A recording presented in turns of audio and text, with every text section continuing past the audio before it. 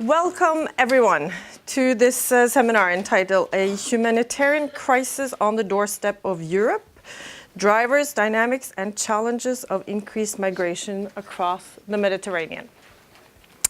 This is organized under the Norwegian Center for Humanitarian Studies, which is supported by the Norwegian Ministry of Foreign Affairs. And my name is Inger Skjelsbæk. I am the Deputy Director at Prio, and it's my pleasure to welcome you to Prio and to today's event. The seminar is organized in cooperation with and with the support of the MFA, the Section for Humanitarian Affairs, in line with their awareness that there is a need to better understand the dynamics behind the increased migration flow since 2013, and in order to define the best responses. And I know that the seminar has been in the making for some time, and I think we can only acknowledge that the theme has become even more acute during this planning process, and I think the attendance here speaks to the urgency of the situation. We will hear from many experts. We will hear about what it is that entail, or what the causes for, or the drivers for people to flee are. We will hear about concerns for the receiving communities, the EU, for humanitarian and security concerns, and I'm sure that we will learn a lot. The seminar builds on long-standing research at Prio within different research groups, Migration Group, which we'll be presenting here today, as well as the Security Research Group. They are both groups are also proud to host a number of Norwegian and international experts here today. But before I give the word to State Secretary Ingvild Stubb from the MFA, a few practical pieces of information are in order. So at the risk of sounding like an airport stewardess, I am going to say that in the very unlikely event of an emergency, we will go out that way and out the main door, and we will meet over here by the Dagens Næringsliv building. So everyone knows that. The event is being filmed and streamed, so everyone who speaks, speak loud and clear and introduce yourselves well if you have questions, so we know who you are. Toilets are down the hall, 3 toilets, and coffee and lunch will be served in the room where you had coffee when you arrived this morning at the break. You'll see that in the program. And now I'm very happy to give the word to Ingvild Stubb, State Secretary at the Ministry of Foreign Affairs, who works with EU issues. So very appropriate that you are here, and we're looking forward to hearing your remarks. The floor is yours.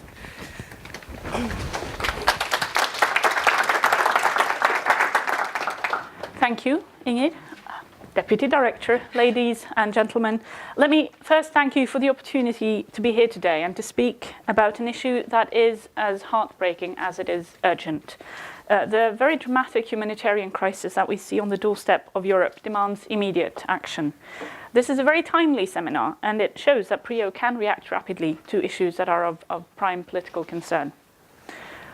We face, as you all know, a very complex crisis. It involves a wide range of issues: border control and immigration, European asylum policies and obligations, human rights and humanitarian and development policies, fragile states and conflict prevention, the law of the sea and search and rescue regimes, security policy, and the fight against criminal networks and human trafficking, to mention just a few. And we approach these issues from different perspectives. Nobody has as yet come up with a comprehensive solution, but if you do have one, please let me know. Short-term responses may undermine durable solutions, but long-term policies will not save the people that are in risk of drowning today. The only thing we know for certain is that no action is not an option. The influx of migrants across the Mediterranean and the tragic loss of lives is affecting us all. Under the Schengen Agreement, Europe's external borders extend from Italy in the south to Norway in the north.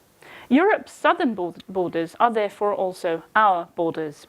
The crisis in the Mediterranean is at the top of the EU agenda, just as it is at the top of Norway's agenda.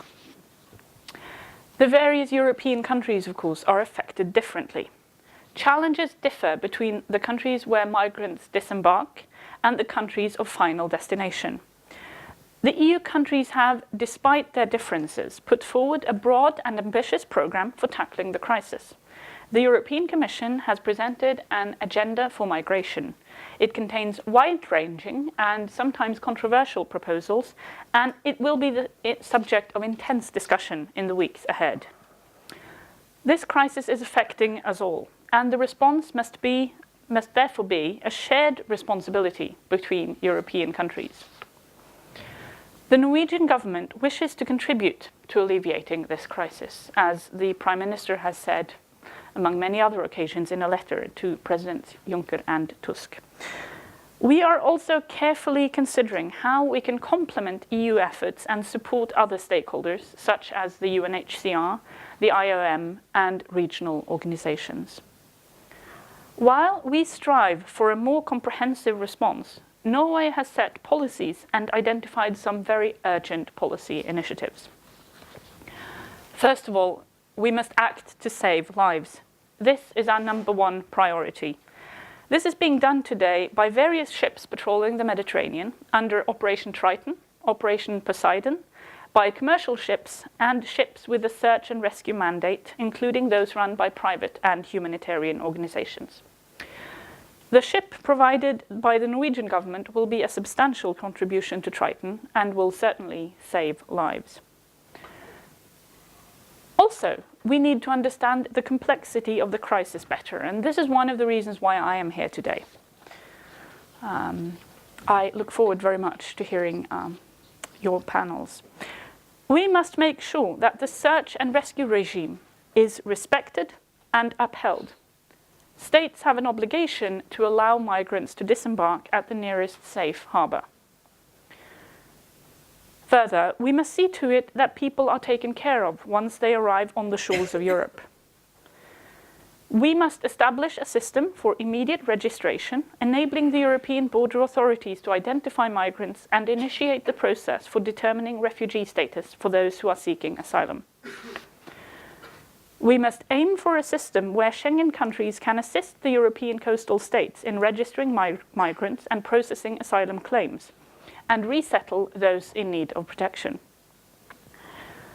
We must ensure that people who are not in need of protection are able to return with dignity to their countries of origin. The response to irregular migration from Western Africa to the Canary Islands has shown that a strict and efficient system of return can be very effective. That route has now lost its popularity and is hardly in use today. The Euro-African dialogue on migration and development, known as the Rabat process, was another result of this effort. And we must address the root causes of migration, although I admit that this is a tall order. We know that many of the migrants are fleeing from conflict, but preventing and resolving conflicts is no easy task, and certainly not one that Norway can address alone. We also know that many people are fleeing from poverty, and we should continue to fight poverty through our development cooperation.